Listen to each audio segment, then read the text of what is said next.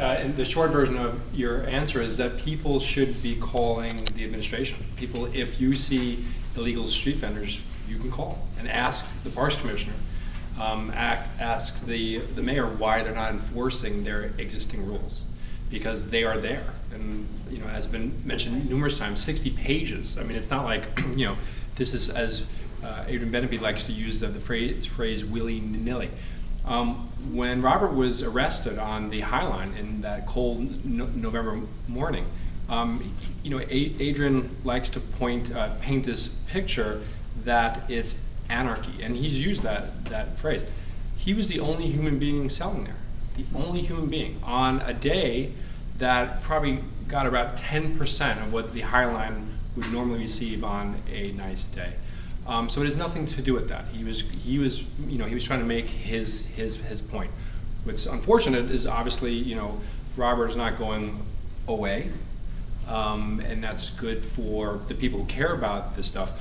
But I also want to say, even if this wasn't a First Amendment issue, which it is, I've been to all 4 of the locations where they want to limit this activity. I don't see it. The artists are actually the most organized of any group. They are, you walk by there.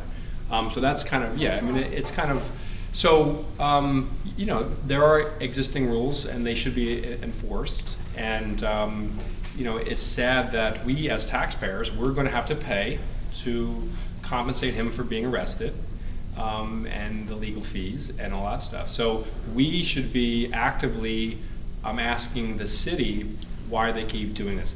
As a park advocate, public safety is our #1 thing before anything. Any play features, any of that stuff. Public safety is the #1 issue, and if there are issues, we must address them. Thank you, Joe, this will be the last question, then we're going to break for the elections. Yes? As a longtime member of the American Civil Liberties Organization, have they helped you in any way? Well, the American Civil Liberties Union did a great case for me in Washington, D.C. The New York Civil Liberties Union has often been something of a problem for us. They did submit testimony somewhat in our favor at the hearing, but they slipped in the usual thing that they do, which advocates for permits and lotteries and so on for artists. We spent 8 years in federal court beating the permit lottery that the park commissioner had created when he first became park commissioner, Adrian Beneby.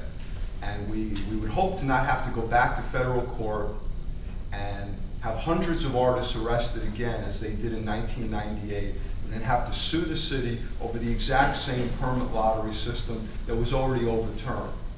So the Civil Liberties Union in New York has often played an ambiguous role in this issue. They were never willing to represent us in court. It's the very first group I ever went to in 1993 when this started. They did submit an amicus brief on our behalf in '95, but again, as I said, they inserted something in it which led to the whole parks permit lawsuit. I got arrested 25 times just because of the New York Civil Liberties Union. And they actually came, Norm Siegel actually came to my protest while I was in handcuffs and told the artists they ought to stop protesting and just take a permit. So we have some problems with them, but the bottom line with them is, once this thing goes into effect, they are going to come in on our side, because the ultimate thing is that this is not just about artists, let alone vendors. This is going to be taking away your First Amendment rights. And most people don't have a clue of that. The media never touches it. The bid-controlled media, they're not going to put that in there, that this is going to stop you from handing out a leaflet. And that is the ultimate bottom line of these proposed rules. Okay, thank you.